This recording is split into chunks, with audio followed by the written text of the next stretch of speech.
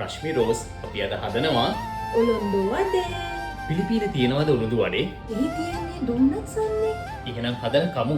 මේ තියෙන්නේ උණ්ඩු අතා. උඳු වැට ටික පේන්න තිබ්බා. දැන් බ්ලෙන්ඩ් කරමු. තුර දාලා බ්ලෙන්ඩර් කරමු. දැන් හරි. මේ බලන්න. දැන් ලුණු, සුදු ලුණු, අමු මිරිස්, කරපිංචා, සුදුරු. මේ හල් පිටි. ගම්මිරිස් පුද්දක්. තව ලුණු කලවම් කරන්න.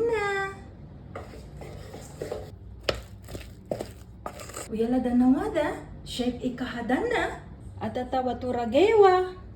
මෙහෙම ගත්තා. මෙහෙම බෝල කරන්න. දැන් මෙහෙම. මෙන්න ෂේක් එක.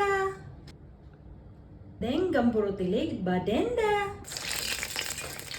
උළුදු වඩේ ටික ලස්සනට බැදෙනවා.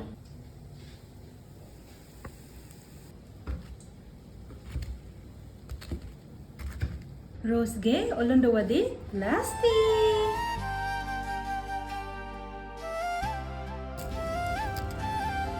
හරිම රහයි. උළුදු වඩේ කියන්නේ හරිම රහ කෑමක් වගේම හරිම ගුණ කෑමක් නේද? ඔව් හරිම ගුණයි.